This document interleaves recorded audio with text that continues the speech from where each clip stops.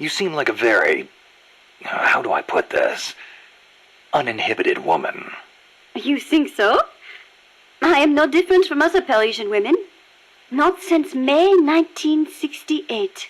May 1968? The general strike that almost brought down the president? Right. But it was more than just a strike. It started with the student movement at Strasbourg University in '66. They did not want anything from the country, but instead sought reform at the school. That helped ignite a fire in the hearts of scores of dissatisfied young people. And the movement spread all over France. It was more than just opposition to Vietnam and the de Gaulle administration. People also called for free love and the breaking away from other old values. Looking back, I am not sure what the main goal really was. But whatever the case, it was more of a young people's movement than a strike or a protest. So, it was like the hippies or something? In some ways, perhaps. But we weren't blinded by mysticism, nor did we seek a return to nature. I see. So, while they wanted to retreat to their closed communes, we tried to change the world. And in doing so, we learned that when everyone comes together, it can be done. You had a lot more success. In America, hippies have just become a social problem, while I hear Japan's student movements crashed and burned. I wonder what was different. Good question. I'd like to know myself.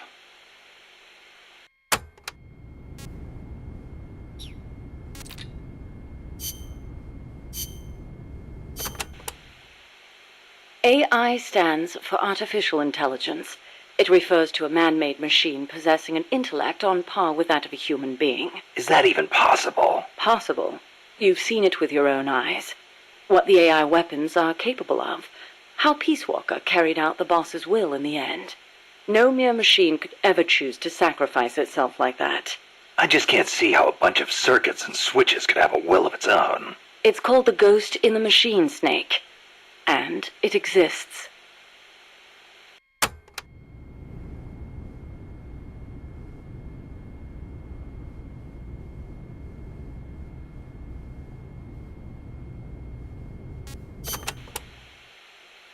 What did you mean by the ghost in the machine? Oh, that. It's a term coined by the philosopher Gilbert Ryle. You've heard of Descartes, yes? I think, therefore I am. That is the one.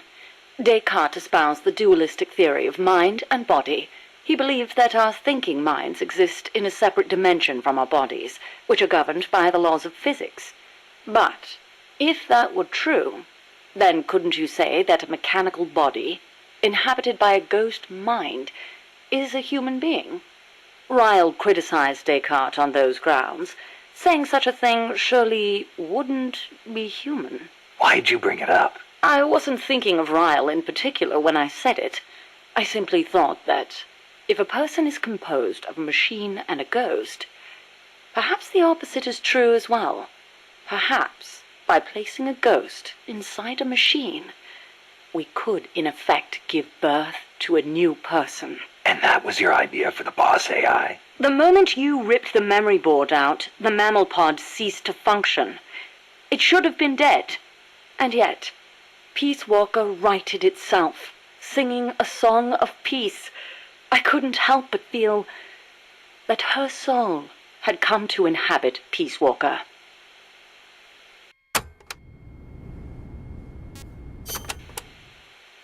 Let's say, hypothetically, there really was an intelligent machine.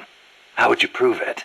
What's the difference between a high-level computer and an AI? It depends on what you choose to define as intelligence. For example, Snake, listen to my voice talking to you now. Suppose it were an AI. Say what? What if the living, breathing me sitting here drinking tea and talking to you were actually an AI, programmed to simulate my thoughts and my voice? You're nuts. No, I'm not. You couldn't prove I was a real human being, could you? It'd be... No. So if an AI is so advanced you can't tell it from the real thing, wouldn't you call that intelligence? I'm not quite convinced. But that's only one way to look at it. It's roughly how Dr. Turing explained artificial intelligence. The test I described is called the Turing test. in his honor. Yeah, well, sounds like a bad joke to me. That singing monster of yours put me through hell. If I never meet one again, it'll be too soon. Shame. And I was about to let an AI take my place in our conversation. Don't even think about it.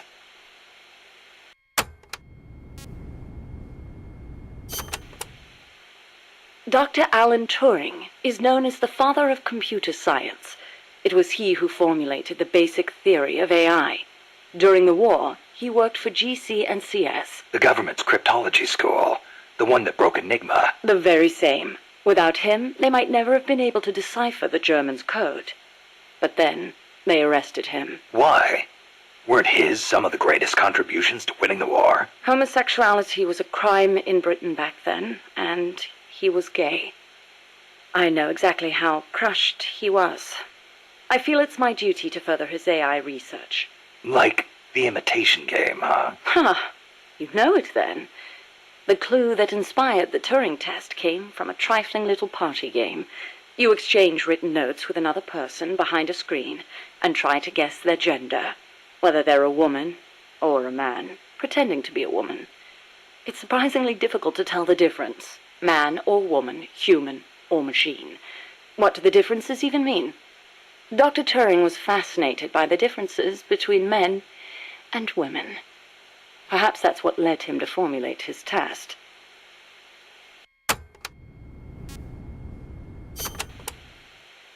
What if you hadn't used the boss as the model for the AI? What do you mean? If the end goal is MAD, seems like there are more suitable models out there. A military chief of staff, or a nuclear technician, even the president. Patriotism, leadership, good judgment. Each of those qualities is essential when deciding whether to launch a nuke. And she had them all. Wouldn't the president too? It's not enough. She had the will for it. Will? Let me explain, Snake. Peace Walker is a standalone weapon. It has to decide on its own whether or not to launch a nuke. It can't turn to anyone else for advice. It can't do its job if it's not prepared to take sole responsibility for the fate of the world. I know of no other human being who could bear that burden. That's it? There were technical considerations, of course. To begin with, the female brain is a more appropriate model for an AI. Oh, wait, the female brain?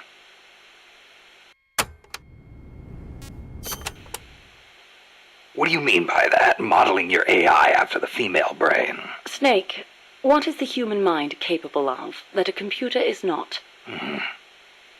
Being lazy? Interesting response. And not incorrect.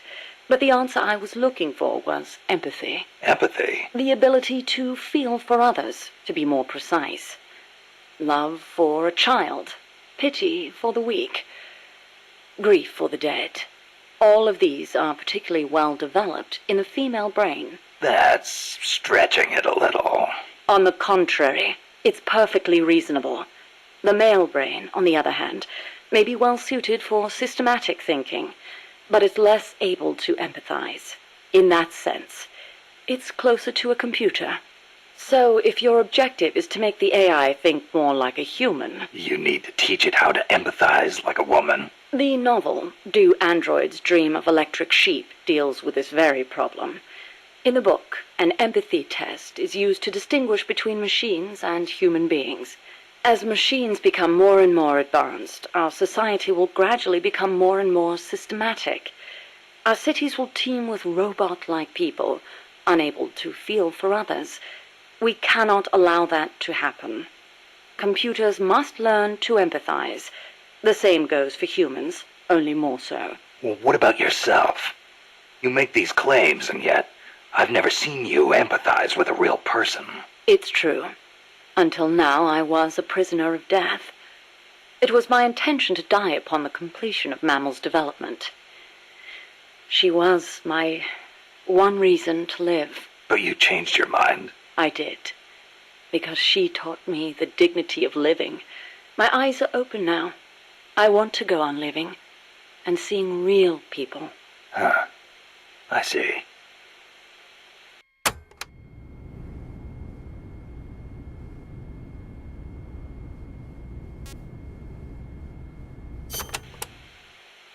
Is it really necessary to make machines think like humans?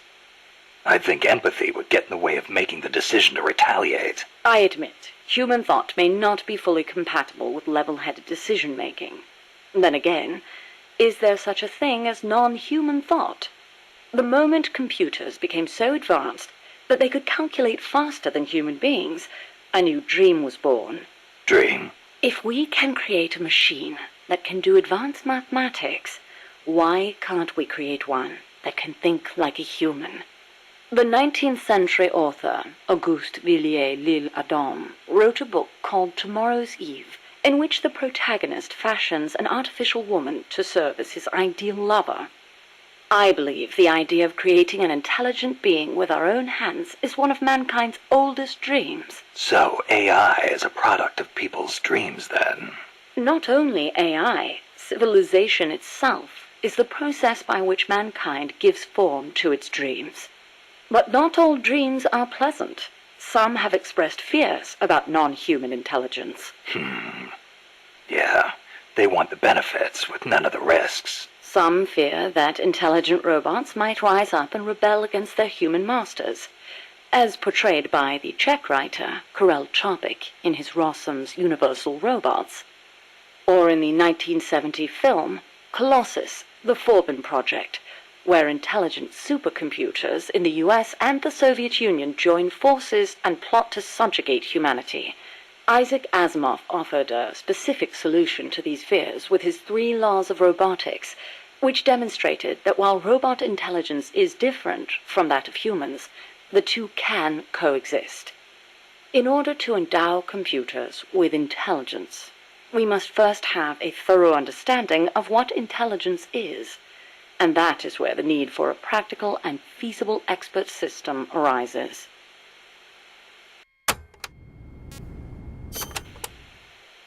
So what's an expert system? The AI housed within Peace Walker began development as such a system.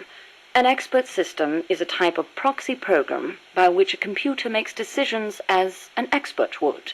The program, Mycin, for example, is a system that decides which kind of antibiotics to prescribe.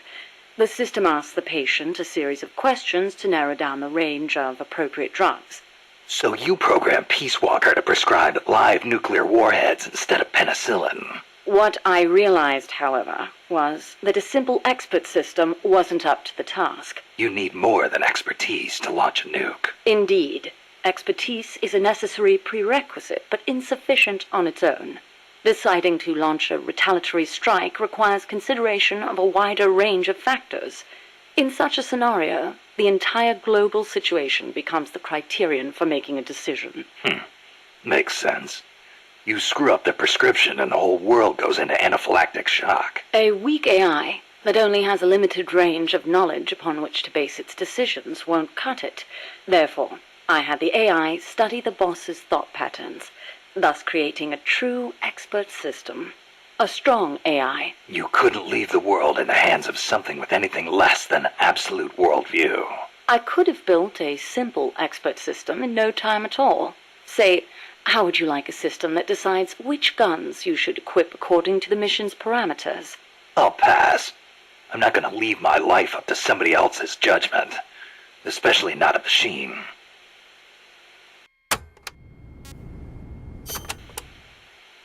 With current technology, AI are inevitably enormous in size. But as circuit integration continues to advance, they will become even smaller. As small as human brains, and perhaps smaller than that. And in the meantime, robotics will continue to advance as well, to the point where we can create androids, robots that resemble humans. And then... And then what? Well, I don't need to spell it out for you, do I? Don't tell me you're thinking of making an android imitation of the boss. Surely the thought has crossed your mind as well, of one day being reunited with her? Enough! I don't want any part of it. I see. I didn't mean to offend you. In reality, AI is more likely to evolve in the opposite direction anyway.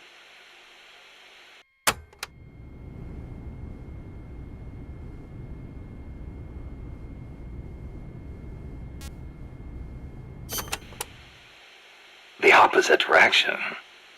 What does that mean? More and more AI are becoming systems that specialize in mass information processing, without human intelligence, thought, or emotion. A machine that has no individualism or sense of self, but rather behaves as a collective, exhibiting the qualities of a society. Like a beehive. Yes, it aggregates data collected by individuals and determines how the collective will act, just as honeybees travel between the hive and flowers. The key to achieving that will be networking AI together. I don't know how to say this, but that kind of gives me the creeps. But if your goal is to control society, it's the better model to use. It lets you filter data, disseminate only what you want disseminated. Of course, I myself have no interest in an AI without a shred of life to it.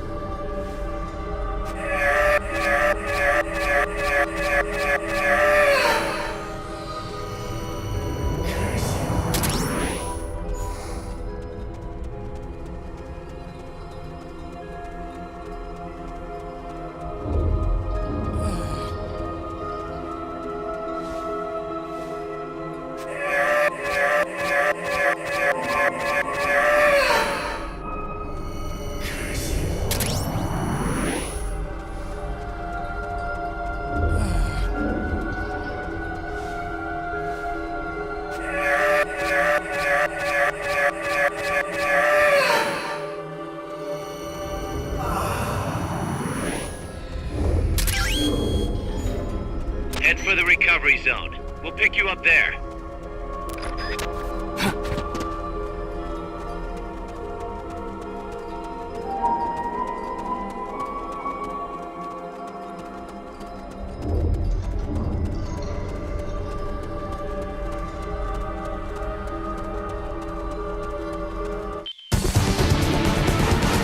Good job. Return to base.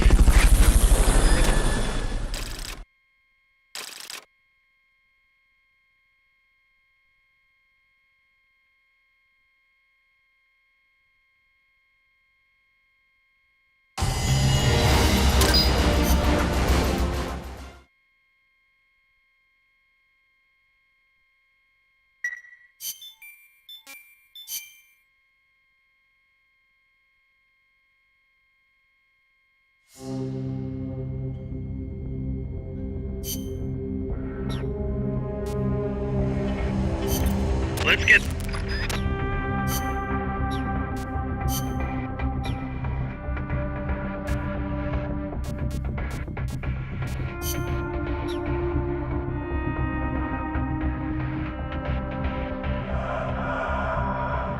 Let's get this mission...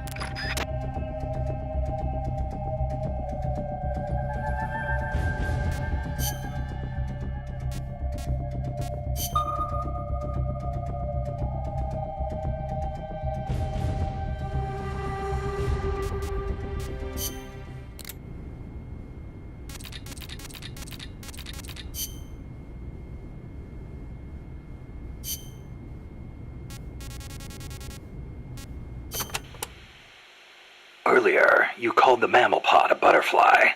Not a pupa or a cocoon, but an imago. Yes, the AI that came before the mammal pod were works in progress. Works in progress. They were enough to keep the frame running, but not enough to make decisions about nuclear retaliation. They weren't quite complete. They were pupae. Only when I added the boss's data did the AI take on its true form, becoming a butterfly and taking flight. And that's why the nose art on Peace Walker was a butterfly. I gave the mammal AI the code name BS Imago. BS is short for boss.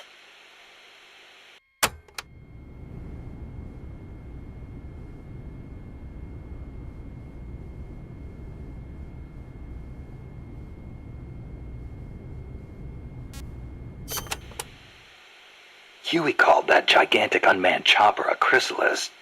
Is that another one of your AI code names? Yes, you're referring to the TJ Chrysalis 6000. There's also the GW Pupa 5000, the TR Cocoon 7000.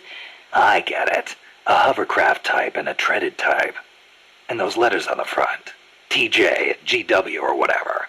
Those are initials. Correct. The initials of the American presidents whose faces are carved into Mount Rushmore. Then you're missing one. I assigned that one to the reptile pod. AL Aurelia 8000. Aurelia. Another word for chrysalis. A pupa just before it emerges. All of the initials, except for BS, were of Coldman's choosing.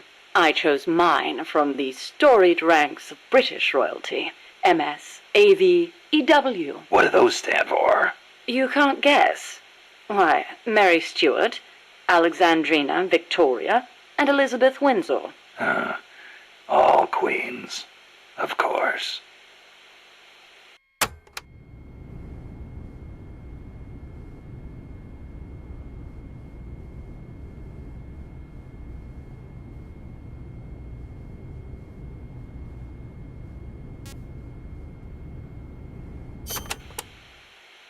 Are you familiar with the film 2001: A Space Odyssey? I've heard of it, but... Of course not.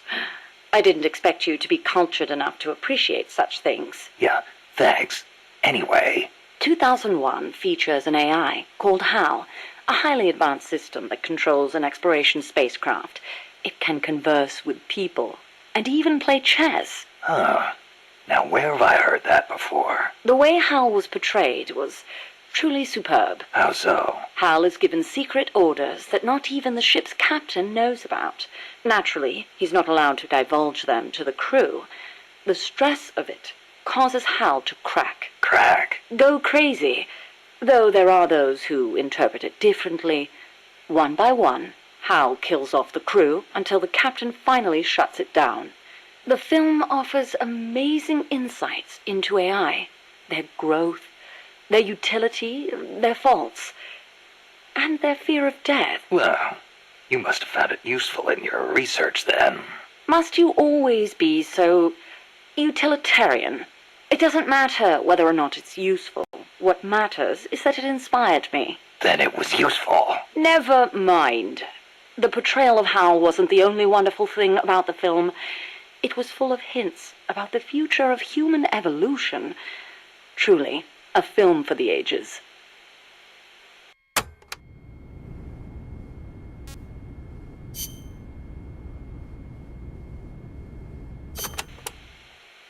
Strangelove, when did you and the boss first meet? Did she ever tell you about what she saw in space? Yeah. I saw the same thing along with her. The Soviets beat America into space with Sputnik, and so America rushed to be first in manned spaceflight.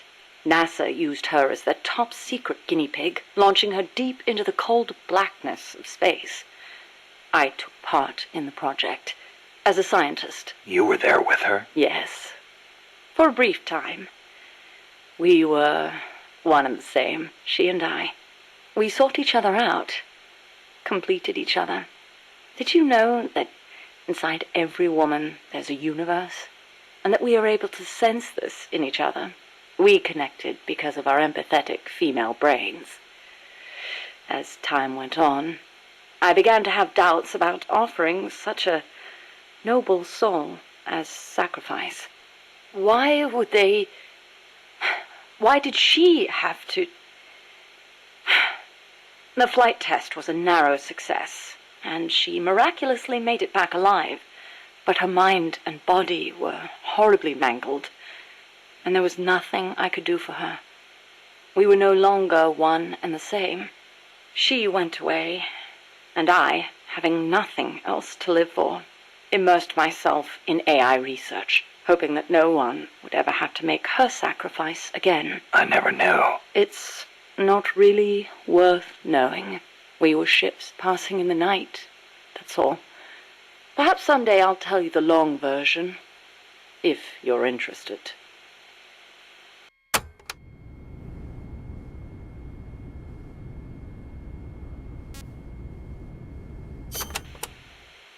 That was quite a warm welcome you gave me at the base in Costa Rica. Sorry about that.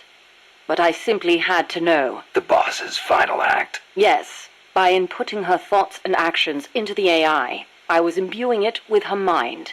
The only thing I couldn't understand was her final act. Operation Snake Eater. Official history says she betrayed her homeland and defected to the enemy and was killed by you.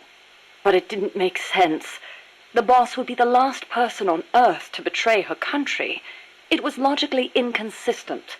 It was, wasn't it? That internal inconsistency prevented the AI from activating properly. Just as Hal malfunctioned in the film, I understood the reasoning, but I had to have proof. Proof of her final act, her true intentions, one way or another. So you tried to squeeze it out of me, huh? As a matter of fact, I did. Your silence was the very answer I was looking for.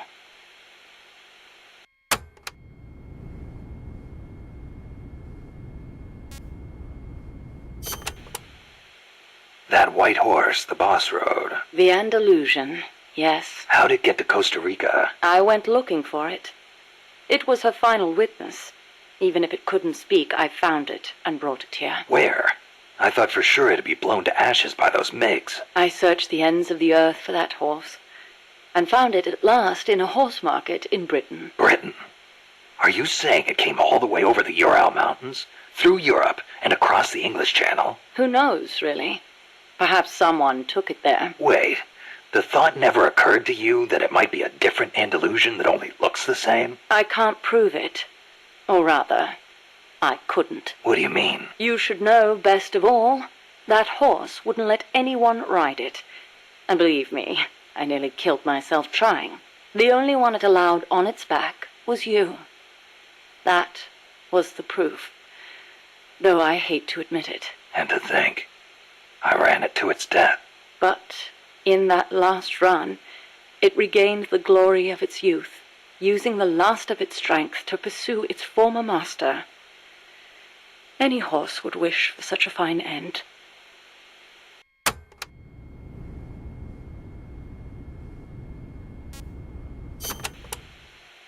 What do you make of Peace Walker's final act? I recreated her thought patterns exactly. It was exactly what she would have done. The world's most empathetic mind weighed the past, the future, and the entire world, and decided not to retaliate. Merely knowing that is enough for me. So, what you're saying is, we don't need deterrence to have peace? I didn't say that. What's important is that we wish for peace. MSF needs a way to protect itself from the might of nations. Survival requires pragmatic thought and action. But you must still retain your ideals. If the gap between reality and those ideals ever leads you to lose them, I doubt MSF will survive.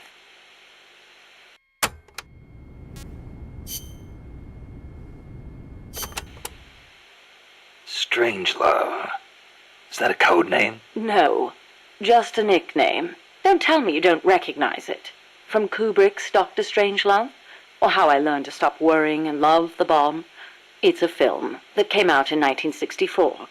A dark comedy about the absurdity of nuclear deterrence. You were in a movie? No, stupid. I got my nickname because of that movie. Why? Because you look like the doctor in the movie? No, that Dr. Strangelove was a man. So? Back when I was at ARPA, I kept a photo of the boss on my desk.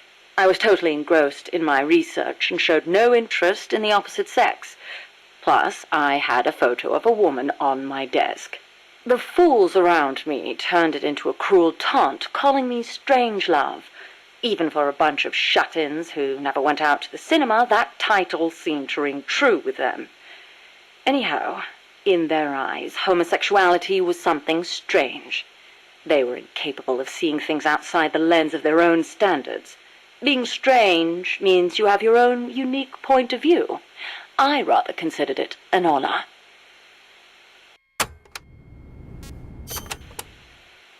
So, you were with ARPA before you came here, huh? Yes, back then it was really the only place I could make a living from my AI research. And before that? I started out at NASA. That's where I met her. When Boss went into space? Yes. It was that incident that turned me away from aerospace engineering. Space is entirely too hazardous a place for human beings. That was why I felt an immediate need to develop AI. As it turned out, rockets later became much safer, and mankind reached the surface of the moon. In any event, it was a hollow Cold War victory. When you get down to it, a nuclear missile is just a rocket with a nuclear warhead strapped to it. Thus, taking the initiative in the space race was tantamount to a military show of force. But the budgetary strain was too big for Washington or Moscow to handle. Yes, and then there was the Cuban Missile Crisis and the Vietnam War, and then came détente. Having leapt ahead of the Soviet Union with its moon landing, America shut down the Apollo program in '72. It was around then that ARPA was downsized and renamed DARPA, the D standing for Defense. With few prospects for continuing my AI research, Coldman's invitation was a godsend. It was also a chance to have them collect data on her. The end result being this mess. But we did learn something valuable from her. The nobility of peace.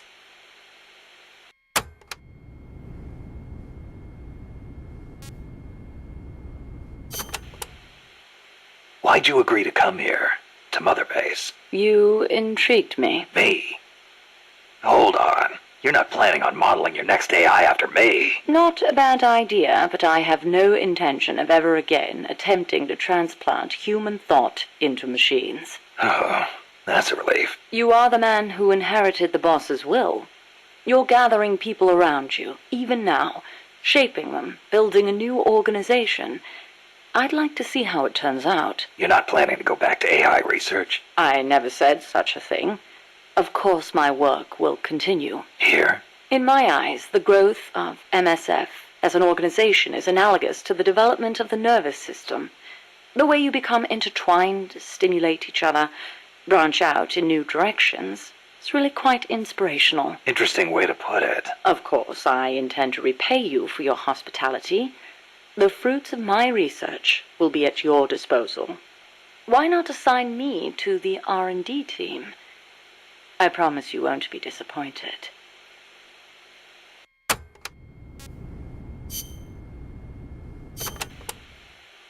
You know, that ID card I got from Huey wouldn't let me into the lab. Of course not. I deactivated it. Why? As though I'd let him into my lab. Oh, you don't seem to care for him much, even though you two are in the same field. Oh, please. For starters, I can't stand that wishy-washy attitude of his.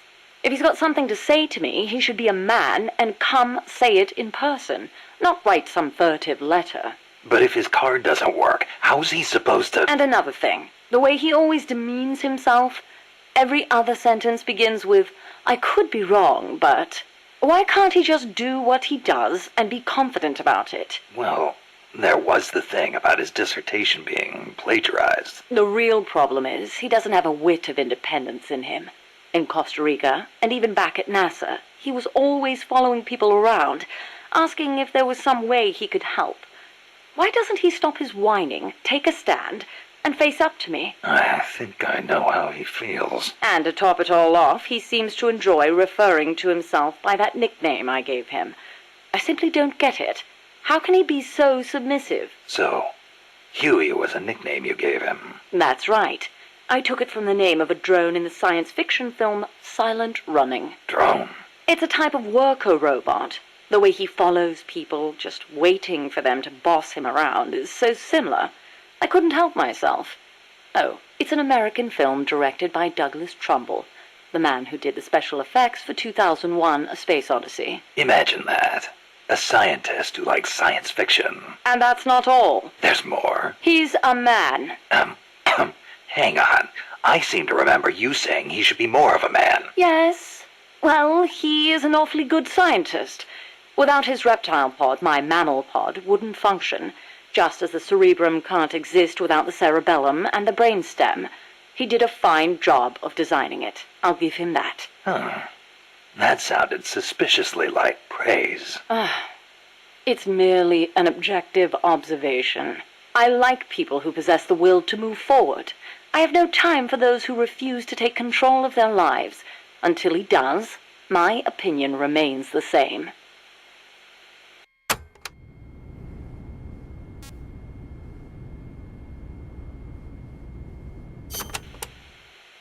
So, you and Cecile seem to be enjoying yourselves back at that lab. What are you insinuating?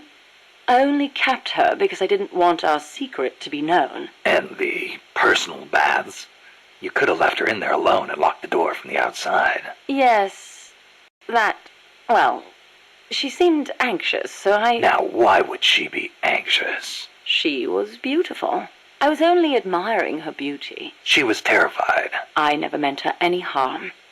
She knew that. I know she did. But she felt like she was in enough danger to run away. No matter what I did, if Coltman found her, she would have been... You're right. The truth is, I wanted to save her. But not if it meant forestalling the completion of Mammal. So you made it easy for her to escape? Do you really think I am that soft? I'll admit security wasn't exactly tight. It wouldn't have been difficult for her to escape from the building. Seemed like she had a rougher time after she got out. At any rate, I never did anything to her to deserve any blame. Is that clear? Okay. I believe you.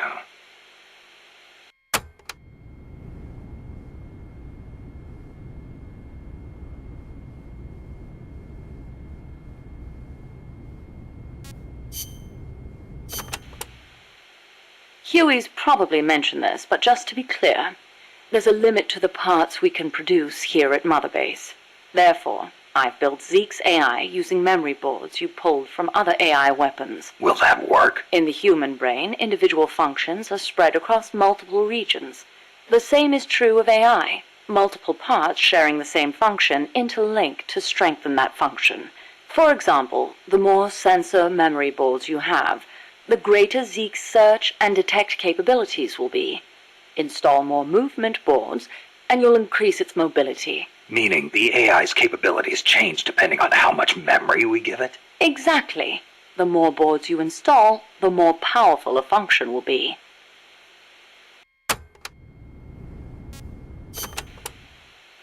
How's the Zeke AI different from Peace Walker's? Zeke's AI isn't a replica of the human thought process. It isn't programmed to make decisions about nuclear retaliation. On the other hand, it is capable of highly independent action in combat when given orders from a pilot. It can protect infantry, destroy the enemy, and, if ordered... launch a nuke. Let us hope it never comes to that. My sentiments exactly.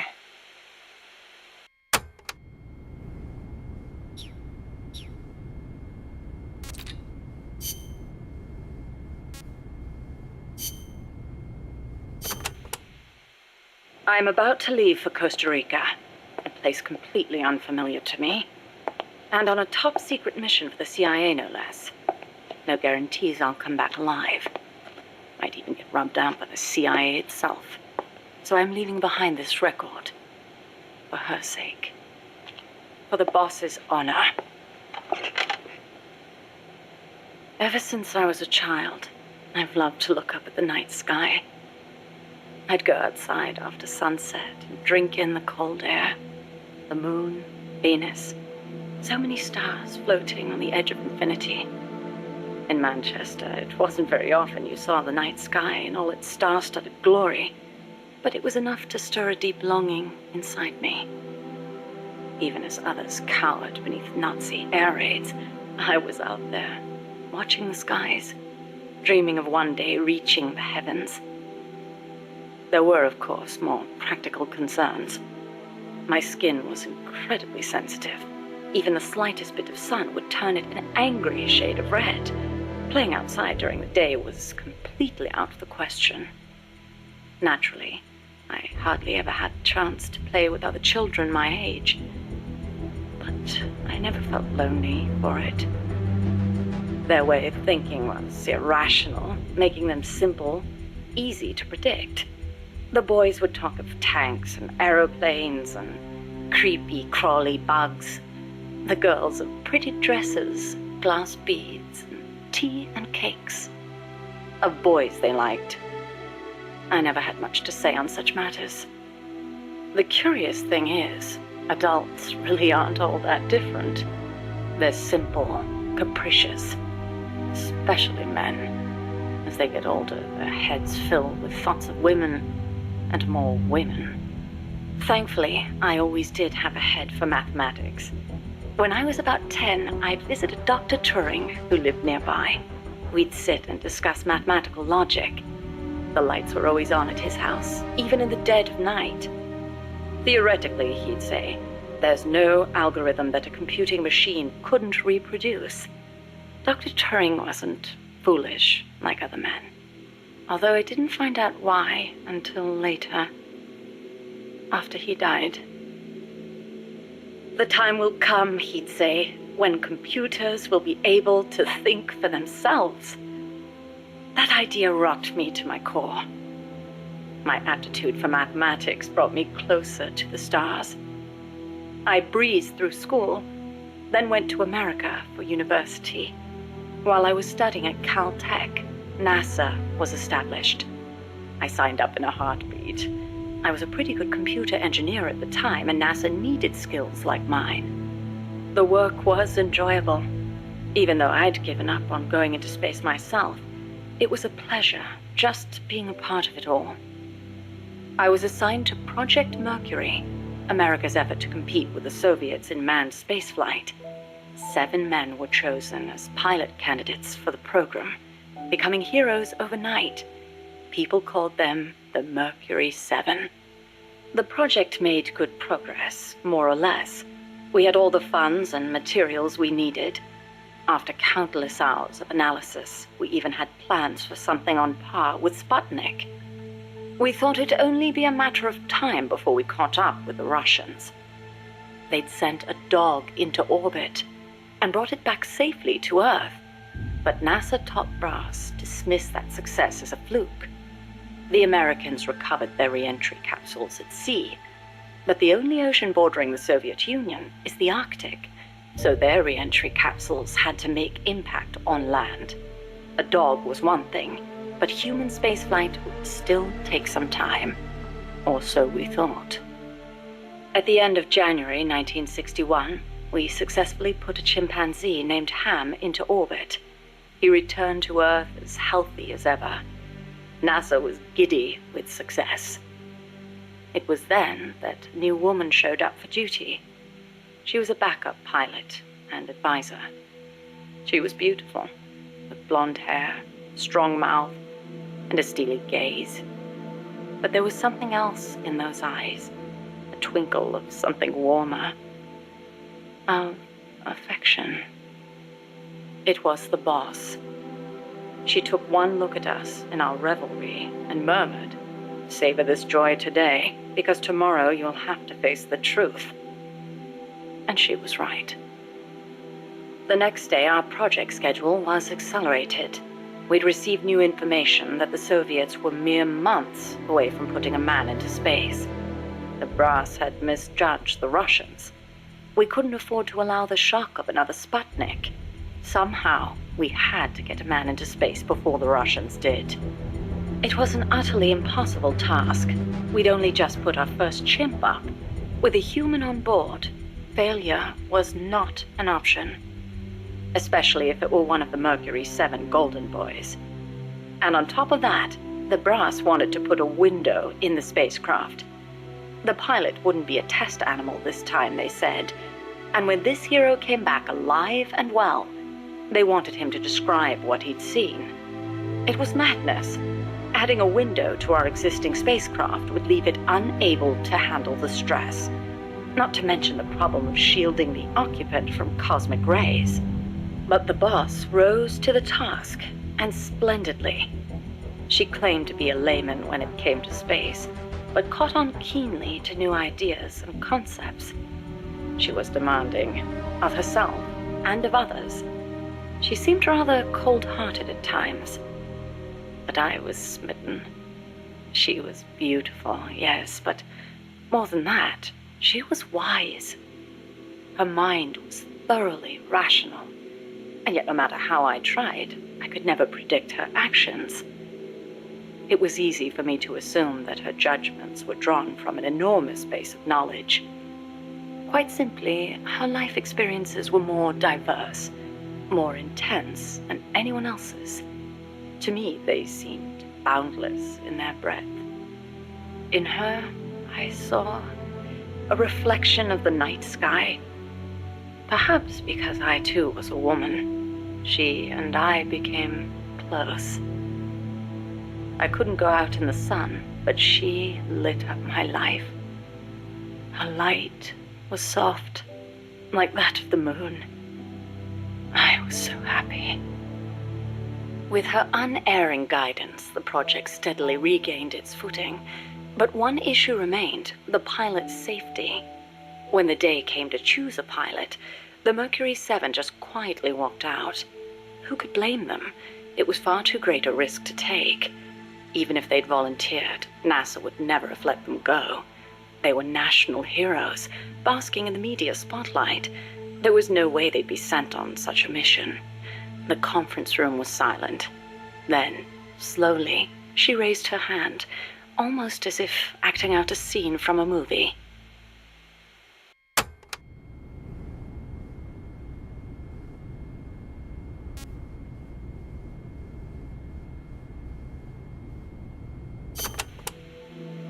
I spoke out against her going, submitting a report stating the ray shielding was inadequate. But the brass's response was brusque. She's already been exposed to a nuclear test in Nevada. She's the perfect candidate. It was completely irrational.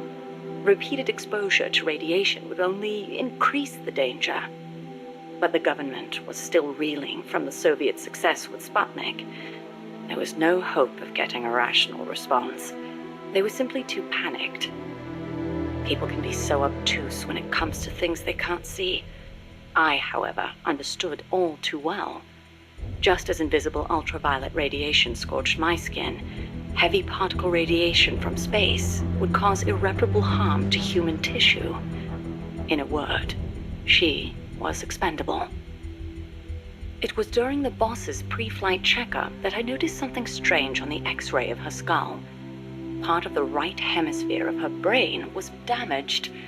It seemed inexplicable, given her keen intelligence and amazing physical prowess, but there it was, and I decided to report it. I hoped that perhaps my discovery of a physical defect would result in the flight being cancelled. But as I went to make my report, she stopped me. Why? I demanded. How can you let yourself be their guinea pig? Ignoring my protests, she took me up to the roof of the lab. The night sky was ablaze with stars. It was there that I learned how she had wounded her head. 1943, Los Alamos. She was serving with the Special Forces when she received new orders. A German spy had infiltrated the Manhattan Project, which aimed to build the world's first atomic bomb. She was to eliminate him. His name was John von Neumann. a mathematician with superhuman computational abilities, and the designer of the explosive lens. The Manhattan Project was a top national priority, security accordingly tight. The guards couldn't be allowed to know what was going on. She'd have to slip past them and make the death look like an accident. It should have been an easy enough mission. But just before the operation, she received unexpected news. A new life was growing inside her. She was overcome with joy, and for one brief moment, it clouded her judgment. She accidentally got into a shootout with the guards, and without thinking, protected her belly. She was shot in the head. The bullet only grazed the surface of her brain, but the tissue around the wound was destroyed, leaving her in a coma. She wasn't given much chance of recovery, but 3 months later, she woke up. Within 6, she was able to move around as if nothing had happened. It was functional compensation. The other parts of her brain took over for the part that was lost. It made logical sense, but such a full recovery was nothing short of a miracle. Perhaps her superhuman willpower made it possible. Or perhaps my body knew it had to survive for the sake of my unborn child. She smiled as she said that. I understand how she must have felt. Some have taken to calling me Ms. Left Lobe, she said, because I'll do anything for the mission. She was tough, yes, but she had feelings too. I knew that better than anyone else. As it turned out, von Neumann wasn't the spy. The assassination order was a deliberate bit of misinformation planted by the Russians. She had been deceived. The Eastern and Western camps were united on one point: opposition to the Nazis. The Allies needed to develop that bomb before Hitler did. But in looking ahead, the Russians found the Manhattan Project's progress a little too quick for their liking. Mass production of a uranium bomb, like the one that was eventually dropped on Hiroshima, would be difficult from a material perspective. But a plutonium bomb, once perfected, could be mass-produced, and eventually even miniaturized. And Moscow did not like the idea of America having that kind of head start. Explosive lens technology was critical to the plutonium design, so the plan was to get rid of its pioneer, von Neumann. And when that plot came to light, the US and the Soviet Union parted ways for good. It was one of the rare cold nights in Florida. She put her arm gently around my shivering shoulders. As I listened to her voice, I was wrapped in her soothing scent. I felt as if I were dreaming. Even in failure, she seemed perfect. Oddly enough, the failed assassination attempt helped preserve America's edge. A true super genius, von Neumann went on to make his mark in numerous fields outside of the Manhattan Project. Economic game theory, stored program computing. Almost all computers today use stored programs, the so-called von Neumann architecture. His death would have set back computing 10 years, and I wouldn't be at NASA doing research. I wouldn't have been there in her arms that night. I thanked the fates for giving me that chance. But then she said something unexpected. I should have killed von Neumann when I had the chance. Why, I asked. Wasn't the order a Soviet plot? I looked up at her as she began to explain.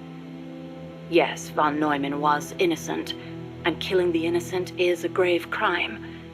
But I can't help but wonder, had I succeeded, what would the world be like now? Even without von Neumann, the explosive lens would have eventually been developed, von Neumann architecture too. But she seemed to believe that if progress had been put off for a few years, then perhaps East and West would have had a chance to work hand in hand. I'd never considered such a possibility, but her tone was confident, assertive. It was as if she intended to make the two superpowers shake hands herself. The explosive lens was developed too early, spawning a Cold War. and an endless nuclear arms race, she continued. That mission sprung from deceit, but maybe it was divine providence too. It was like she was speaking to her own child. Her large, warm hand was on my head. I failed the mission because I let the mother in me take over. I should have killed him, no matter how great the guilt. If I'd killed him, I might not have prevented Hiroshima, but maybe I could have saved everyone in Nagasaki. I looked up at her and saw her looking up too, up at the starry sky. Her face showed only deep remorse. It was as if she'd convinced herself that she alone was responsible for creating this twisted world. But that's no reason for you to sacrifice yourself for this. I knew I'd never dissuade her, and yet I still clung to hope. I know you're concerned, and I thank you, but I have to be loyal to the end. And then she smiled at me. Loyal to the end. Loyal to what? I asked. But she didn't answer.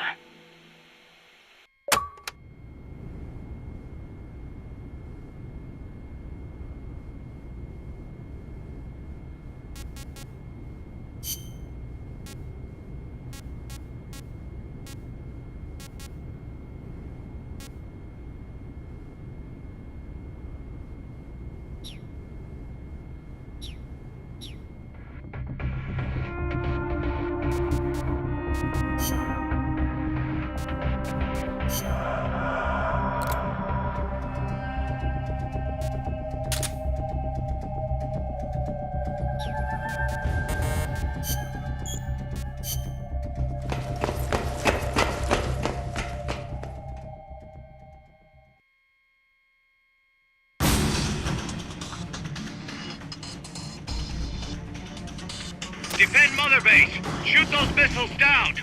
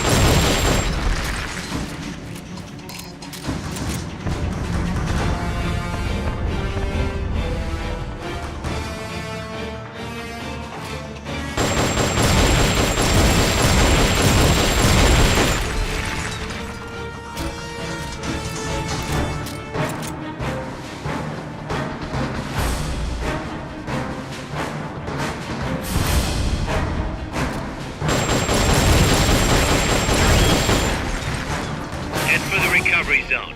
We'll pick you up there. You did it! Keep it up!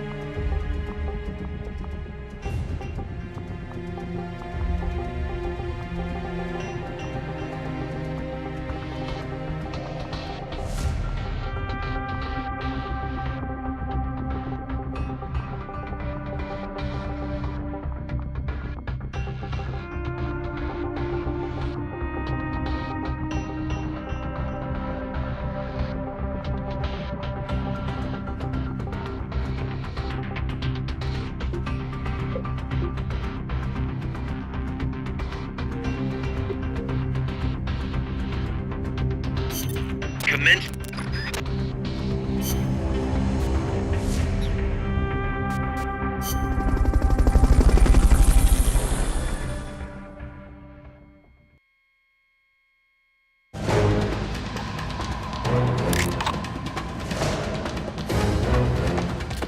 Hit the targets as fast and as accurately as you can.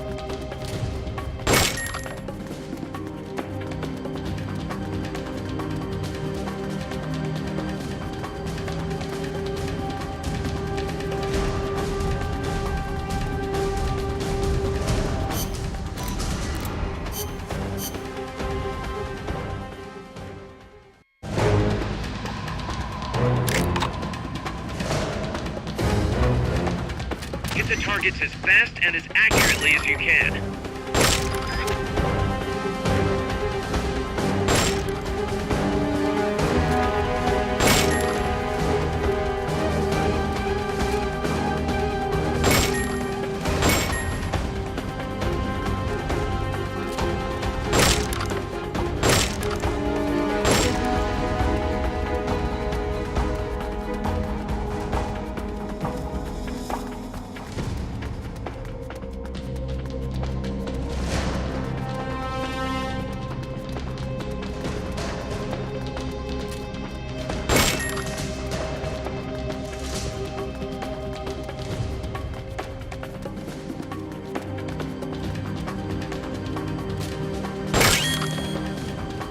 Okay, you're done with that area.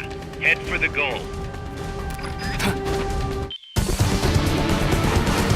Mission complete. The folks back at Mother Base will be thrilled.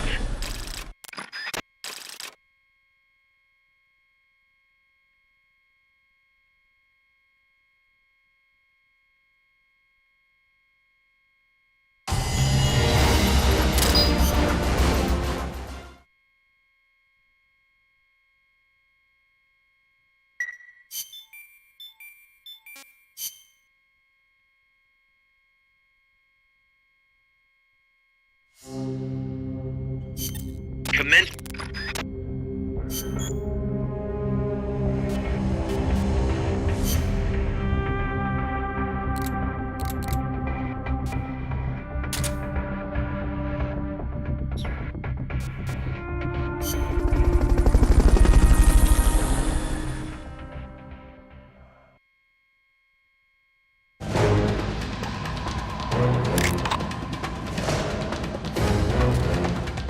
Hit the targets as fast and as accurately as you can.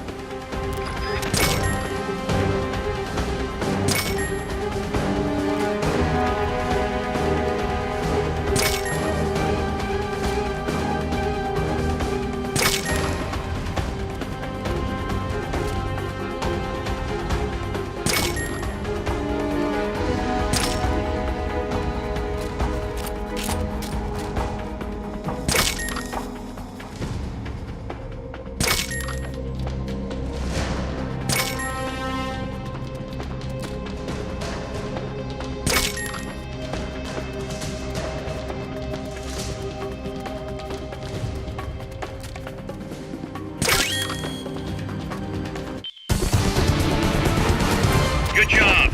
Return to base.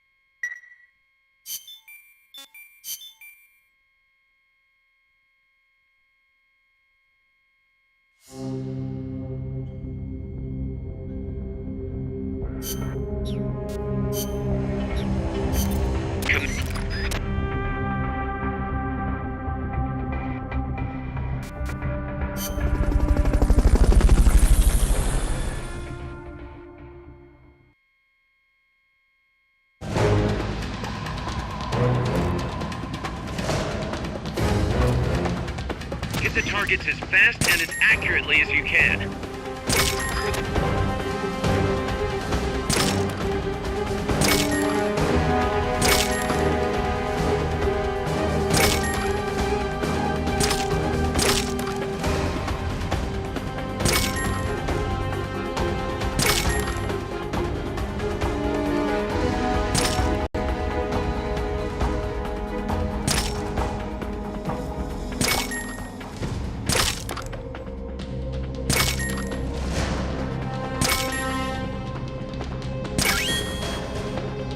Okay, you're done with that area. Head for the goal. Good job. Return to base.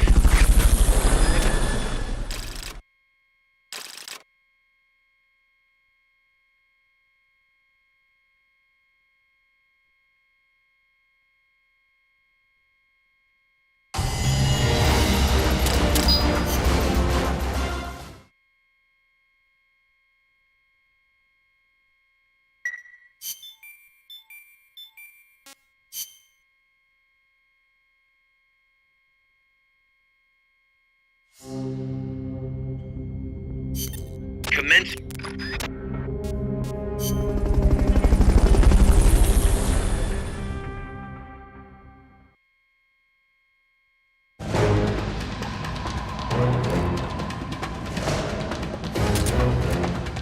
Hit the targets as fast and as accurately as you can.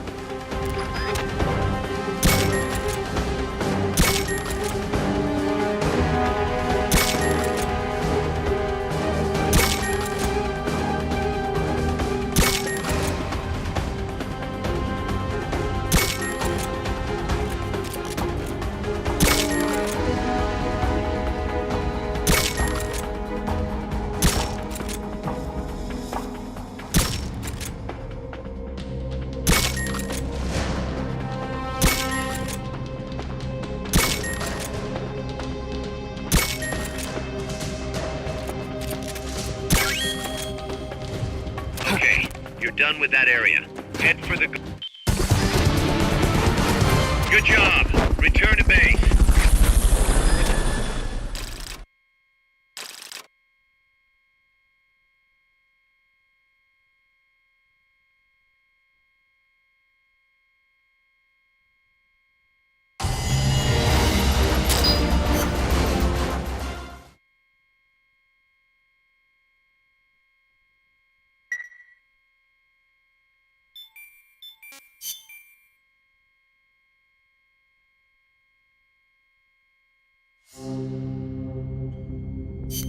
Commence.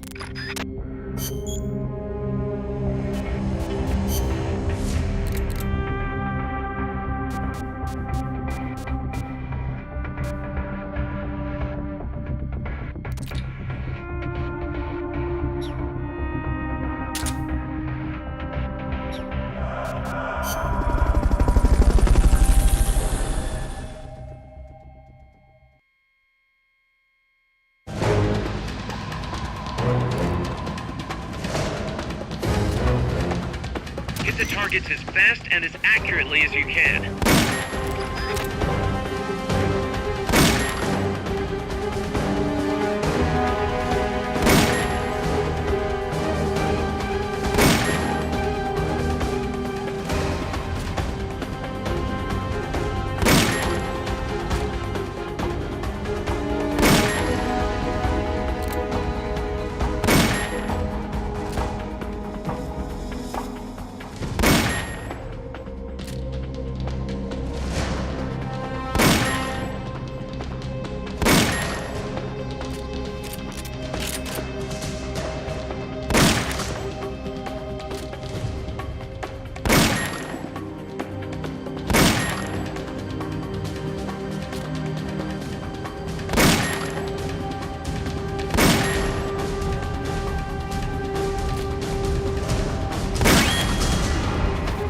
Okay, you're done with that area. Head... You did it! Keep it up!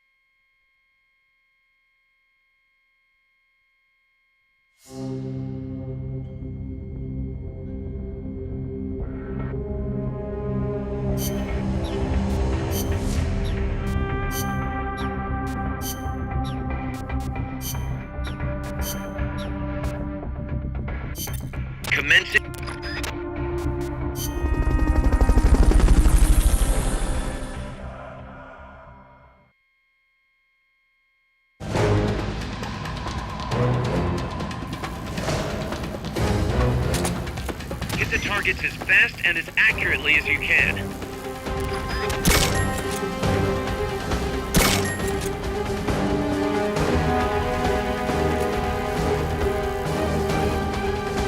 That's the way. Keep it up.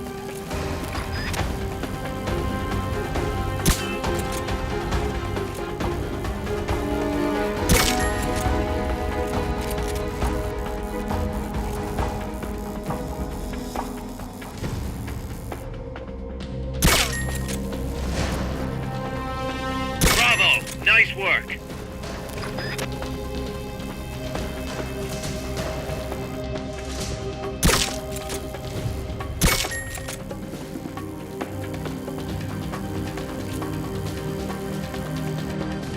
That's the way. Keep it up.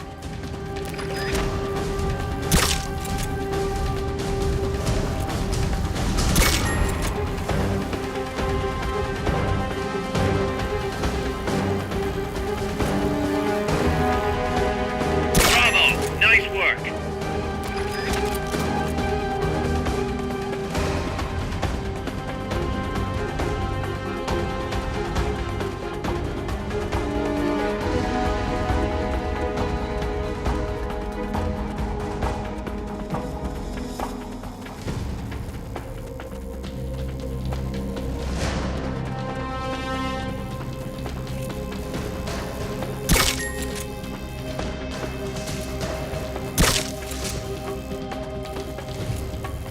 That's the way. Keep it up.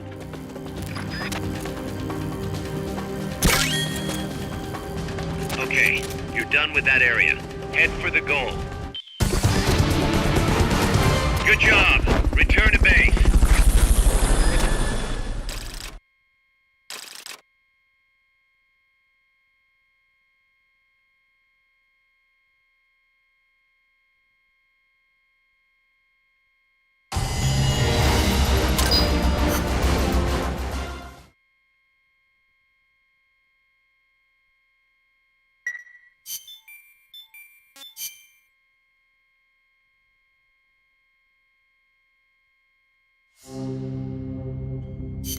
Commencing training mission. Missions like this are key to building up your basic skills. Be careful out there.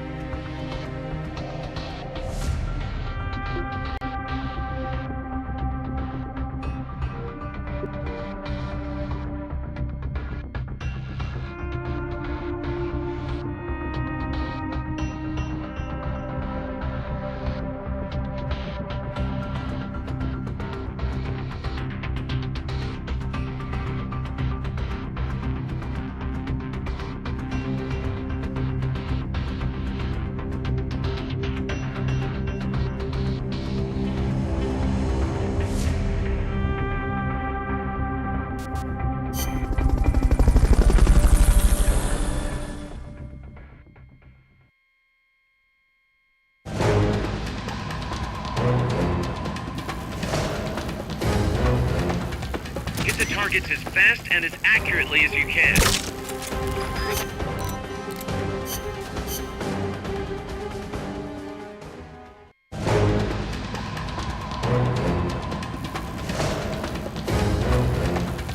Hit the targets as fast and as accurately as you can. Bravo! Nice work.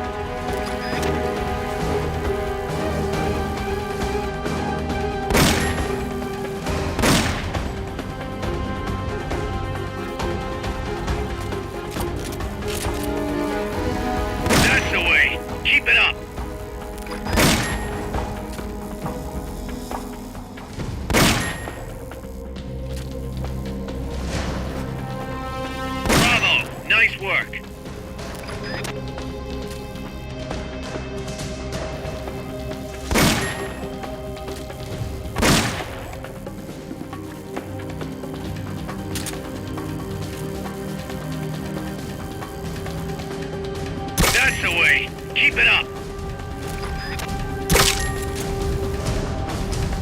Bravo! Nice work! Okay, you're done with that area. Head for the goal. Hey, that was great! Can't wait to see what else you can do!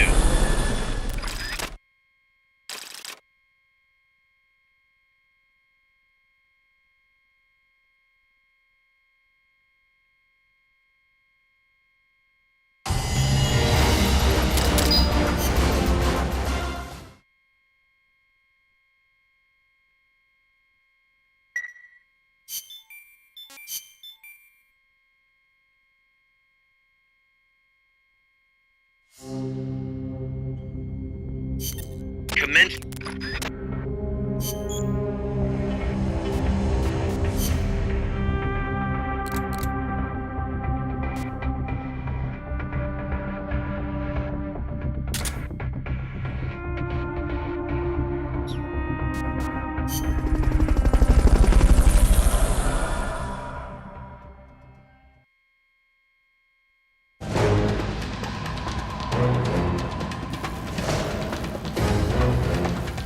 Hit the targets as fast and as accurately as you can.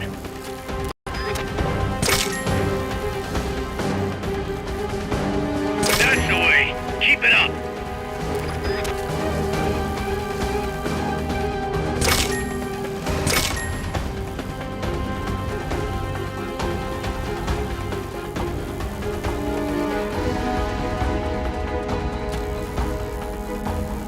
Bravo. Nice work.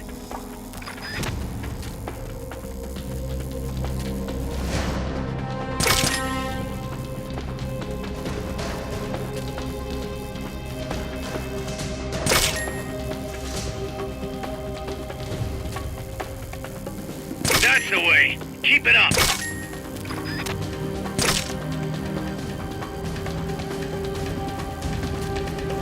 Bravo. Nice work. That's the way. Keep it up.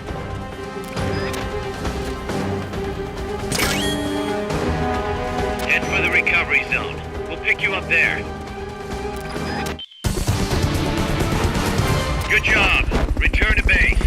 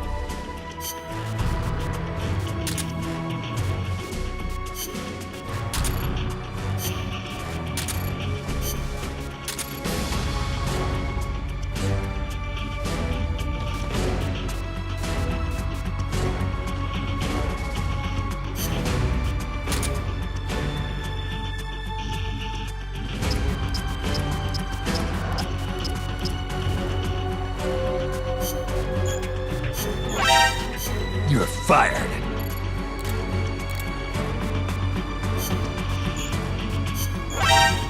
You're fired.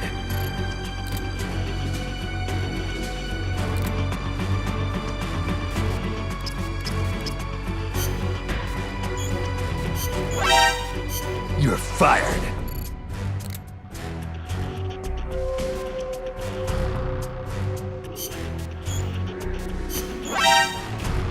You're fired.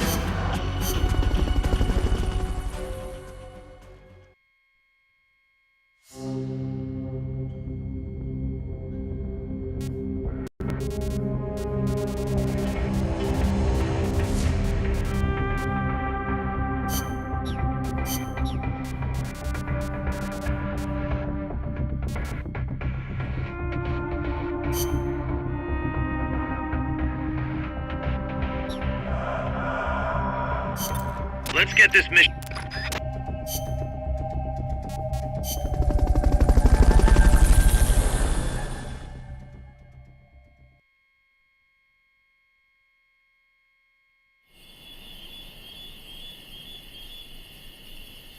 Your brain is the only weapon you have left.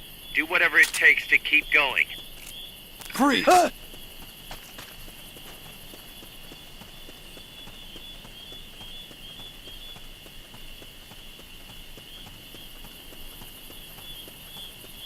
Freeze!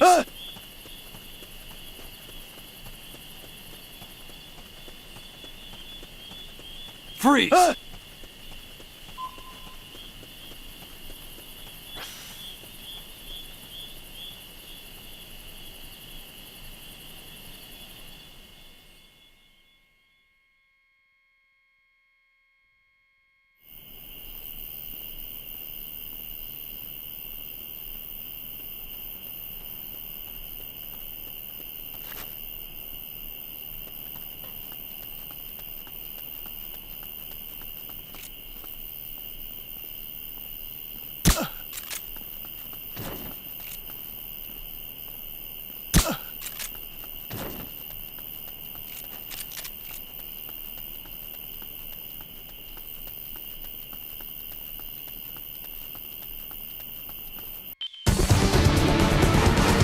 Mission complete. The folks back at Mother Base will be thrilled.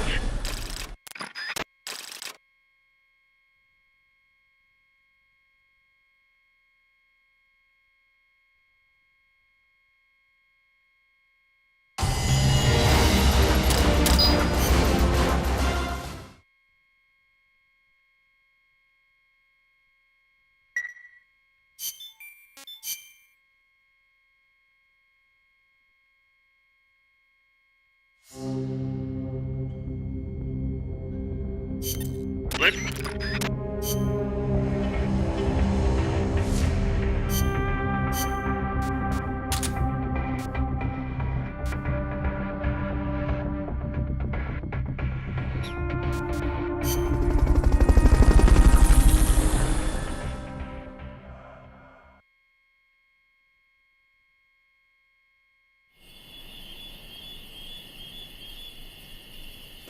Your brain is the only weapon you have left. Do whatever it takes to keep going.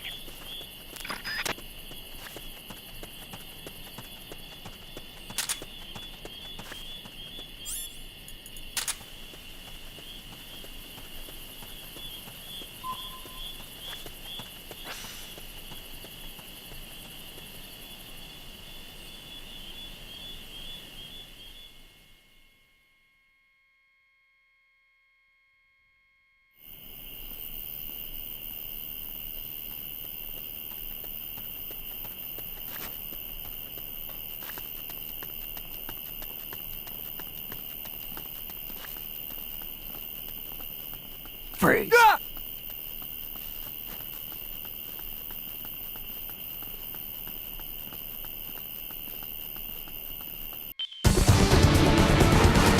Mission complete. The folks back at Mother Base will be thrilled.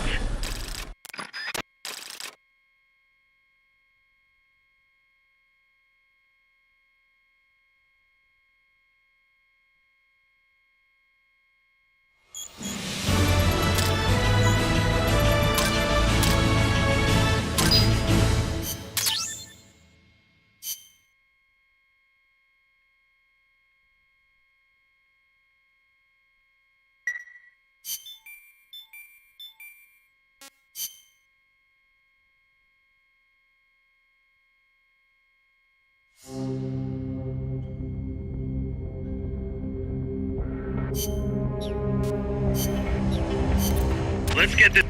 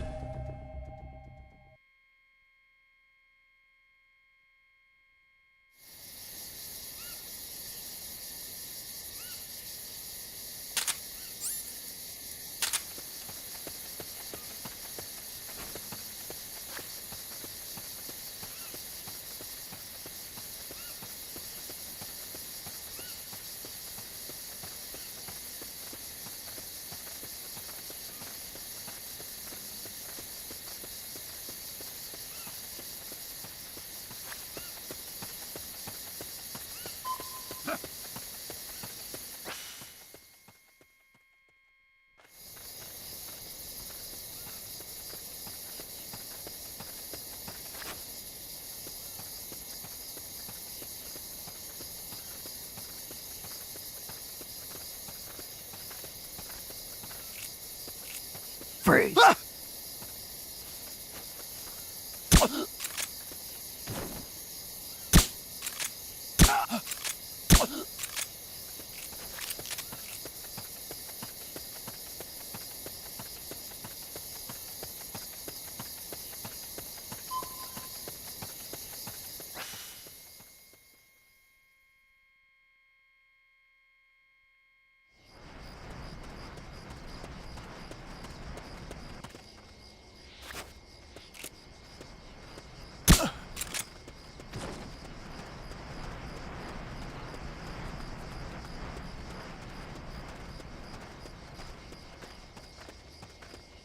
Freeze.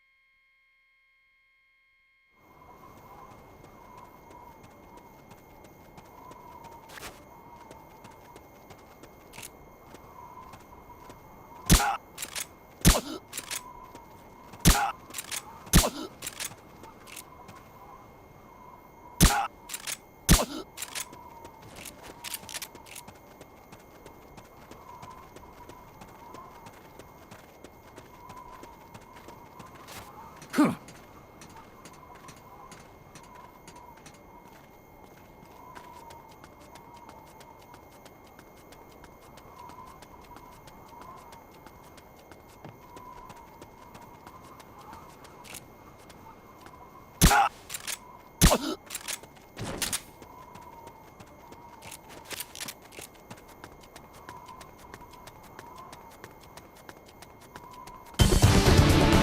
Mission complete. Great job.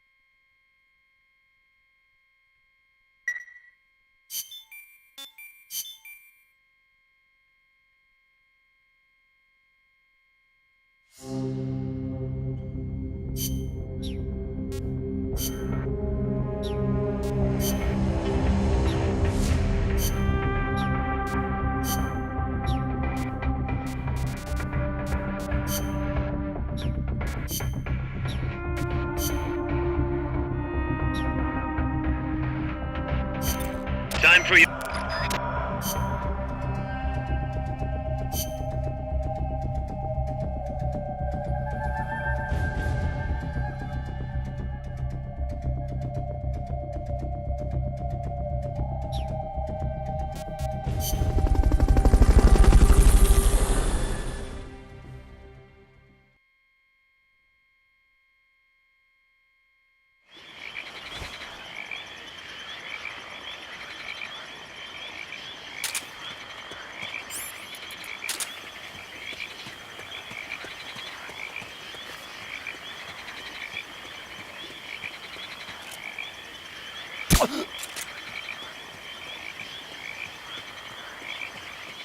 Freeze.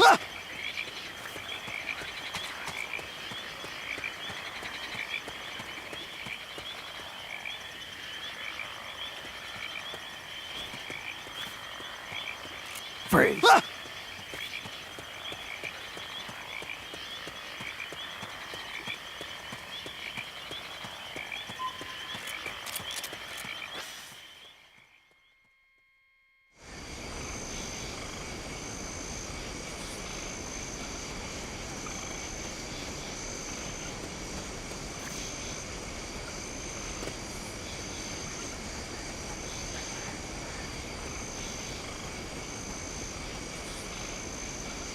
Freeze.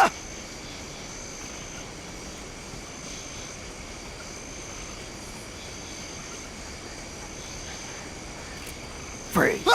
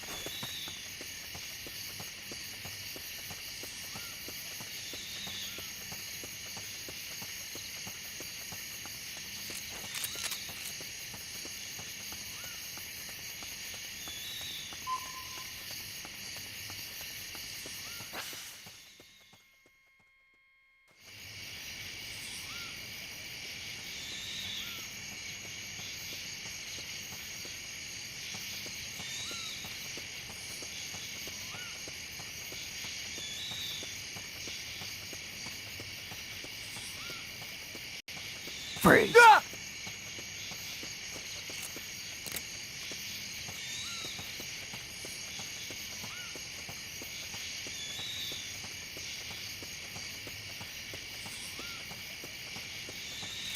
Freeze.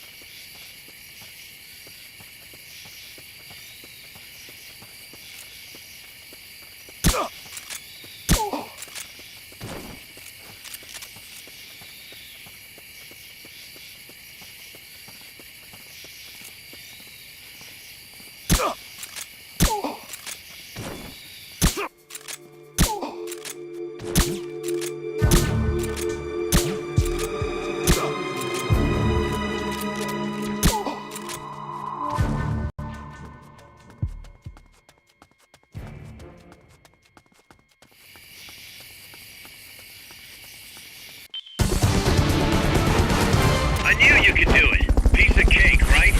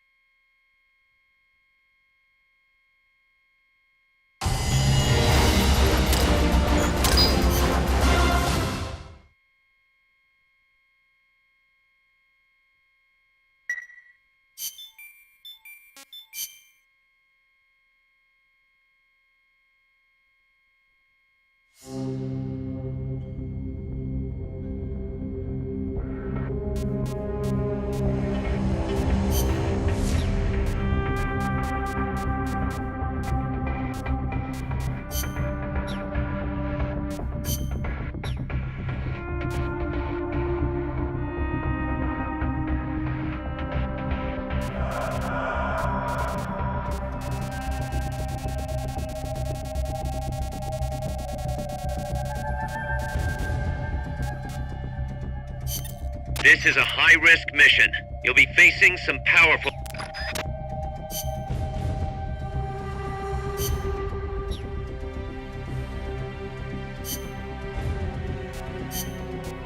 Combat.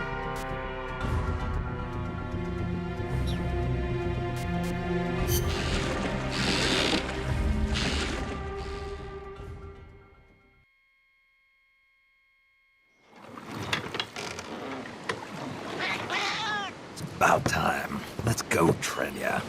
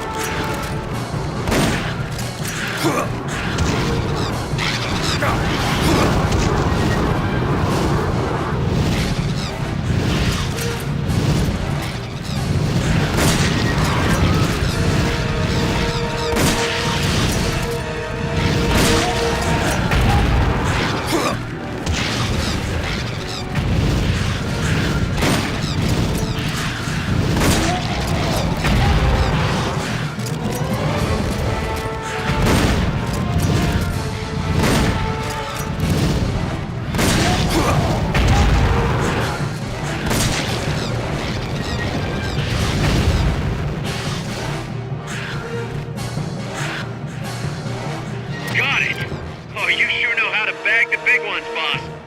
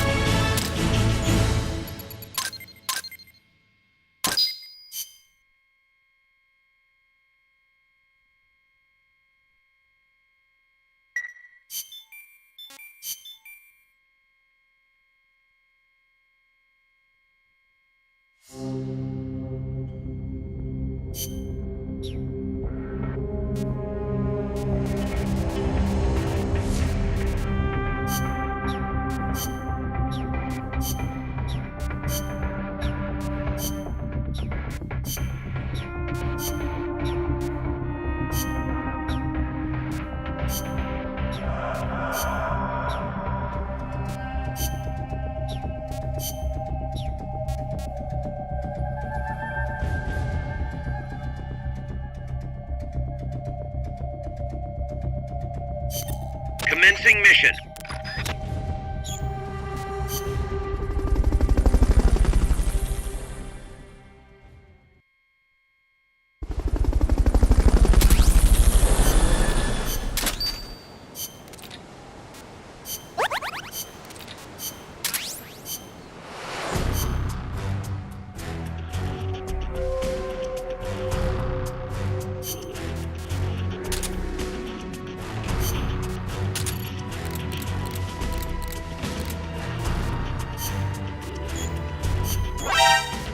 You're fired.